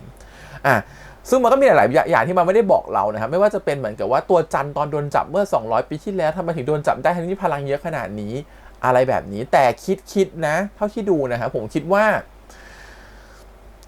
ที่จันถูกจับได้หรือจันแบบมีพลังและถูกจับได้ทุกอย่างอยู่ที่เดอะวันเป็นคนควบคุมหมดเลยเดอะวันเนี่ยเป็นเหมือนตัวแทนพระเจ้าคนหนึ่งเลยก็ได้มันมีประโยชน์หนึ่งตอนที่พระเจ้าในโลกใหม่เนี่ยที่กำลังพูดที่เป็นคนส่งคาถากลับมาเพื่อปกป้องทุกๆอย่างเนี่ยพระเจ้ามีการพูดว่าเราเคยเหมือนกับแบบเราเคยพลาดมาแล้วครั้งหนึ่งแล้วเราไม่อยากให้มันพลาดอีกเพราะเราเคยร่วมมือกับคนหนึ่งแต่มันไม่สำเร็จเราเลยเชื่อมั่นแล้วตอนนี้ฝากความหวังไปที่ตัวว่าคาถาจะเป็นคนที่เขาเลือกและถูกเลือกได้ถูกต้องเราเลยคิดว่าเขาน่าจะเลือกใครสักคนหนึ่งไว้ในอดีตนะครับผมแต่มันก็แบบว่าอาจจะผิดพลาดจากที่เขาคิดไว้หรือเขาอาจจะเลือกของเดอะวันก็คือหนึ่งในตัวของ4จตุรอาชาในการที่จะเหมือนกับว่าเป็นคนที่เปลี่ยนแปลงอะไรต่างๆในอดีตแต่เขาเลือกผิด เขาเลือกที่จะทำสิ่งนั้นแล้วมันกลายเป็นเลือกผิดจนทำให้เขาพระเจ้าคนหนึ่งของเขาอ่ะได้ตายไปในจักรวาลหนึ่งซึ่งเดี๋ยววันพูดไปชัดมากว่าหากมีเส้นเวลาไหนหรือจักรวาลไหนล่มสลายไปอ่ะสิ่งที่มันจะเกิดขึ้นคือมันทำให้จักรวาลหรือเส้นเวลาอื่นอ่ะล่มสลายไปด้วยเพราะฉะนั้นเขาเลยต้องการที่จะตามหาพระเจ้าองค์ใหม่หรืออาจจะต้องการฆ่าพระเจ้าทุกองค์หรือ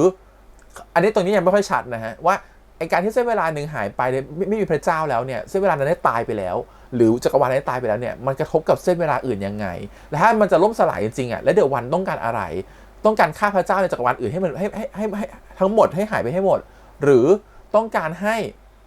ตัวเองจะเป็นพระเจ้าซะเองในจักรวาลหนึ่งแล้วตัวเองก็คุมเส้นเวลานั้นซะเองมันเลยเหมือนกับแบบตรงเนี้ยเขาอธิบายยังไม่ได้เคลียร์ขนาดนั้นนะฮะเขาแค่พูดแค่ว่าในจักรวาลที่เขาอยู่อ่ะ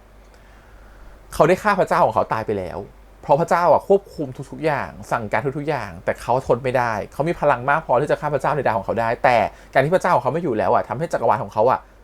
ตายเหมือนกับว่าทุกๆอย่างมันไม่สามารถจะขับเคลื่อนต่อไปได้เขาเลยต้องเอาตัวเองไปอยู่ในจักรวาลอื่นเพื่อจะหาพระเจ้าองค์ใหม่ที่เป็นพระเจ้าของเขาที่เขาศรัทธาหรือควบคุมเขาได้หรือเขาจะเป็นพระเจ้าองค์ใหม่แทนคนนั้นได้ก็เลยเหมือนออกตามหาตรงนั้นโดยที่เล่นกับพระเจ้าโดยการที่สร้างบททดสอบขึ้นมาโดยการที่เขาเอาตัวละครของน้องกันแล้วกันนะฮะเรียกว่าน้องกันก็คือโดมจันอย่างเงี้ยตัวละครเหล่านี้เป็นตัวละครที่เอาไว้ทดสอบพระเจ้าซึ่งคนที่พระเจ้าสร้างขึ้นมาก็คือคาถาในทุกๆโลกในทุกมิติเพื่อจะทดสอบความหวังบางอย่างที่พระเจ้าสร้างขึ้นมาเพราะฉะนั้นเราจะเห็นว่าคาถาแต่ละมิติจะมีทั้งแบบว่าตาไม่ดีพูดไม่ได้เป็นใบ้อันนี้ก็จะเป็นขาพิการ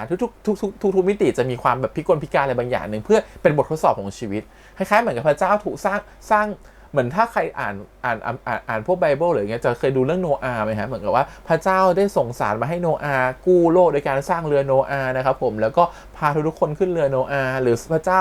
บอกให้โมเสสนะครับพาคนอียิปต์นะครับข้ามทะเลแดงไปอยู่อีกฝั่งหนึ่งอะไรแบบนั้นนะเหมือนพระเจ้าสร้างคนขึ้นมาเพื่อจะให้เขาคนนี้มีบททดสอบของชีวิตเพื่อคนนี้ในอนาคตจะกลายเป็นผู้ที่ปกป้องหรือปกปักรักษาอะไรแบบนั้นเขาเลยพระเจ้าเขาตัวแทนตัวเองว่าฉันเป็นทั้งผู้สร้างผู้ปกปักแล้วก็ผู้ทำลายถูกปะเราเลยคิดว่าตัวละครของโดมทั้ง3เวอร์ชันเนี่ยโดมจันแล้วก็เดอะวันเนี่ยก็แทน3สิ่งนั้นคือเดอะวันเป็นผู้สร้างโดมเป็นผู้ปกปักรักษาแล้วจันเป็นผู้ทำลายแต่เราว่าอันนั้นมันเป็นการสร้างที่มันเป็นแค่การเปลี่ยนเปรยในซีรีส์ภาคนี้เท่านั้นจริงๆแล้วว่าทั้งโดมทั้งจันมันถูกสร้างโดยเดอะวันขึ้นมาเพราะฉะนั้นพอถูกสร้างเดอะวันถูกสร้างขึ้นมาเพื่ออะไรทุกคนที่ถูกสร้างขึ้นมาจะเข้ามาเกี่ยวข้องกับตัวของคาถาเสมอถ้าเปรียบอย่างนี้ก็หมายความว่าถ้าคาถาคือคนที่พระเจ้าสร้างลงมาเพื่อจะให้มีบททดสอบบางอย่างเดอะวันก็เลยทำตัวเป็นเยี่ยงพระเจ้าสร้างโดมหรือจันขึ้นมาเพื่อเอามาทดสอบคาถาในทุกๆจักรวาลเหมือนอารมณ์ว่าคอยมาทดสอบคาถาว่าแกจะกลายเป็นผู้ถูกเลือกของพระเจ้าได้หรือเปล่าหรือว่าเอามาทำคือเอามาทดสอบกันและกันน่ะถูกสร้างขึ้นมาเพื่อทดสอบกันและกันเมื่อถ้าหาพระเจ้าในจักรวาลนี้ชนะอย่างเช่นจักรวาลนี้ก็คือพระเจ้าชนะตัวของจันทร์ถูกปะครับเขาก็เลยส่งโดมไปอยู่ในลูปใหม่ไปอยู่ในจักรวาลใหม่เพื่อไปทดสอบคาถาคนอื่นแทนเราคิดว่าแบบนั้นนะเพราะเราจะเห็นว่าจริงๆแล้วจันถูกส่งมาก่อนถูกป่ะครับผมเหมือนจันเลยก็เป็นเด็กใส่หมวกมาเนาะถูกส่งขึ้นมาเพื่อทดสอบคาถาแต่เสร็จแล้วเนี่ยจันดันถูกเผาตายนะครับผมถูกเผาตายก็อาจจะเป็นส่วนหนึ่งอาจจะเป็นแผนการของเดอะวันก็ได้ว่าให้จัน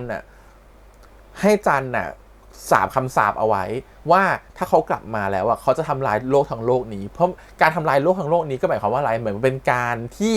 เขาทดสอบพระเจ้านะสำเร็จเพราะว่าถ้าหากโลกทั้งโลกนี้ถูกทำลายเนี่ยก็หมายความว่าคนที่พระเจ้าสร้างขึ้นมาทั้งหมดเนี่ยถูกทำลายเป็นการท้าทายพระเจ้ารูปแบบหนึ่งเพราะเขามาในรูปแบบของความตายหรือว่าเขาบอกเขาเป็นตัวแทนความตายเพราะฉะนั้นการที่เขาทำให้จันเป็นแบบนั้นได้และวางคำสาปไว้ได้เนี่ยเลยการที่จันกลับมาในอีก200 ปีต่อมาเพื่อจะทำลายโลกมันก็เหมือนกับเขาสามารถจะท้าทายพระเจ้าได้ว่าฉันฆ่ามนุษย์ทุกคนเรียบร้อยหมดแล้วอะไรแบบนั้นแต่เพิ่นว่าจันจะทำให้สำเร็จเพราะพระเจ้าเลือกในตัวคาถาและคาถาได้มาแก้ไขสิ่งนั้นได้ก็เลยทำให้โลกรอดมาได้นะครับผมมันจันก็คือหมดประโยชน์เรียบร้อยแล้วเพราะจันถูกฆ่าไปแล้วแต่ระหว่างนั้นน่ะเขาก็ระหว่างที่จันยังไม่กลับมาเขาก็ส่งโดมลงมาจากโดมอาจจะมาจากมัลติเวิร์สอื่นมาทดสอบคาถาอีกรอบหนึ่งเพื่อเป็นการกระตุ้นให้คาถาปลุกจันขึ้นมาเราเลยคิดว่าโดมถูกส่งขึ้นมาเพื่อกระตุ้นตัวของคาถาเท่านั้นแต่พอโดมหมดหน้าที่แล้ว เดอะวันก็เลยจับโดมอะไปอยู่ในลูปเวลาใหม่ก็คือลูปที่เป็นโกโบริที่เราเห็นอยู่ที่เป็นทหารญี่ปุ่น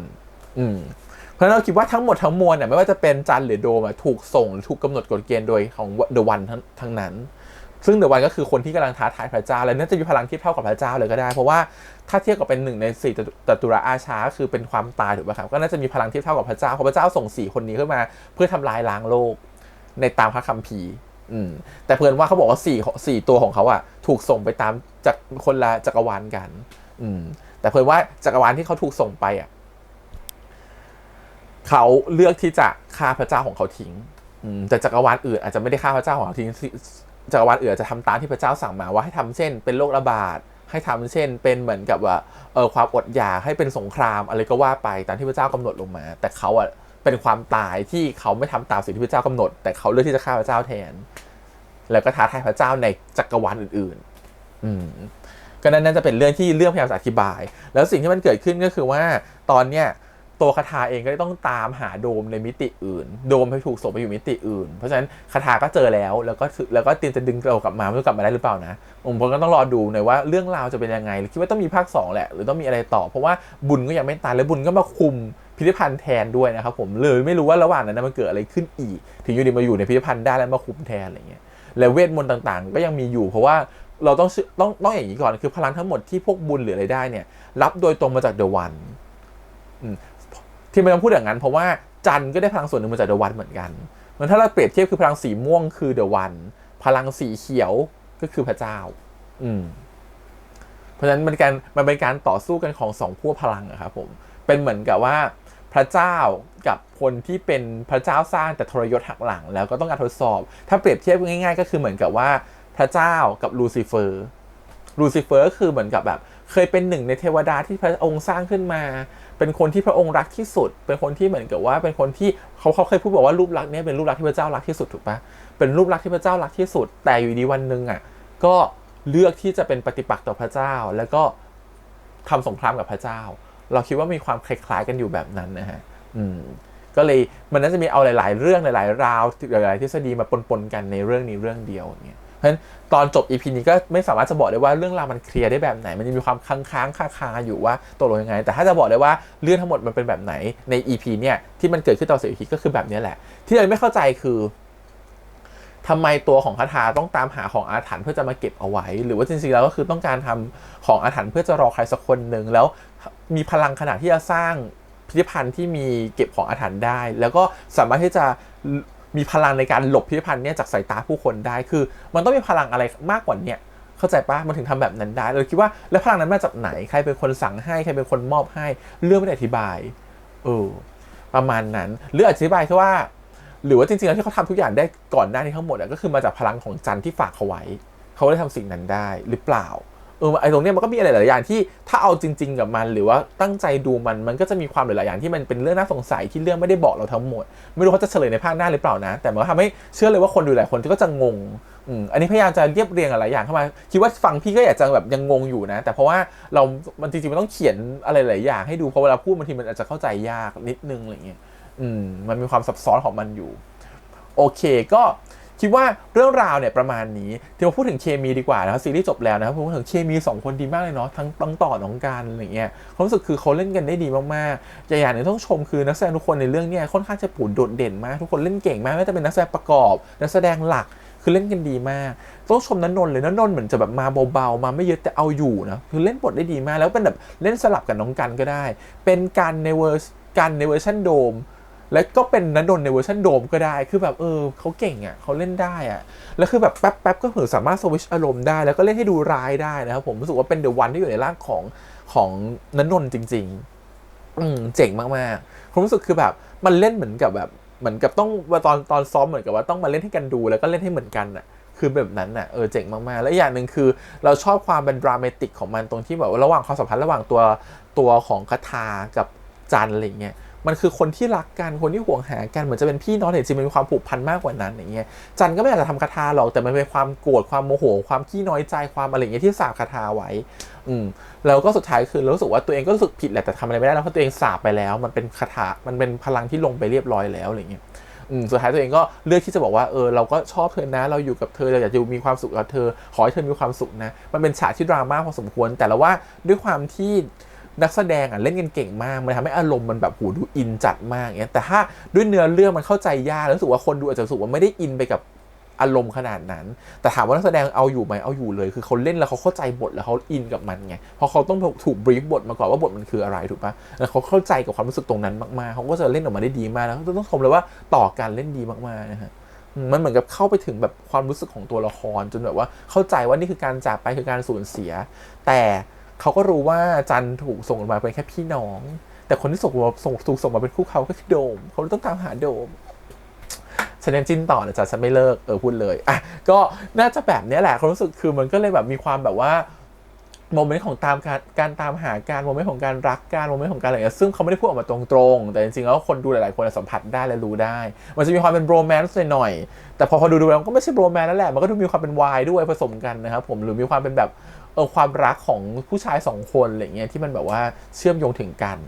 วันนี้ก็ประมาณนี้นะครับผมก็ฝากไว้ด้วยนะครับกับซีรีส์เรื่องนี้เนาะถ้าใครอยากดูก็ลองไปดูย้อนหลังกันได้นะน่าสนใจมากๆมันมีหลายอย่างที่น่าสนใจนะครับต้องดูรัวๆดูทีเดียวนะครับผมแล้วก็ต้องชมด้วยอย่างพวกแบบว่าพี่สายป่านอย่างนี้เล่นดีมากนะครับผมมันดูแบบคนศรัทธาในพระเจ้าอย่างเงี้ยสุดท้ายก็ยอม sacrifice แล้วสละชีวิตตัวเองเพื่อให้ตัวของกระทากลับมาอะไรแบบเนี้ยหรือว่าต้องชมอย่างเตตะวันเนี่ยก็เล่นดีในเรื่องนี้นะครับผมรู้สึกว่าเขามีความเป็นแบบตัวร้ายแบบสุดโต่งมากน่าจะเขาเป็นอะไรที่เขารู้สึกว่าอินน่ะคงอินน่ะ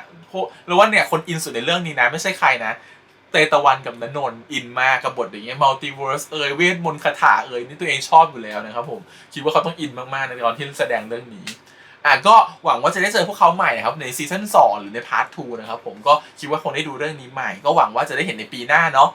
ก็รอติดตามแล้วกันนะครับผมวันนี้ประมาณนี้ขอบคุณทุกคนนะครับผมที่เข้ามาติดตามกันด้วยฝากกดไลค์กดแชร์กด Subscribe นะครับจากทั้ง4ช่องทาง YouTube Instagram Twitter แล้วก็ Facebook ครับวันนี้พี่แฮมไปก่อนนะครับผมแล้วก็บ๊ายบายกับซีรีส์เรื่องนี้ด้วยนะครับเป็นอะไรที่ค้างคามากอยากดูต่อแล้วแต่มันไม่มีนะครับผมมันจบแค่นี้หวังว่าจะได้เจอกันใหม่ในปีหน้าแล้วกันวันนี้ไปก่อนนะครับบ๊ายบาย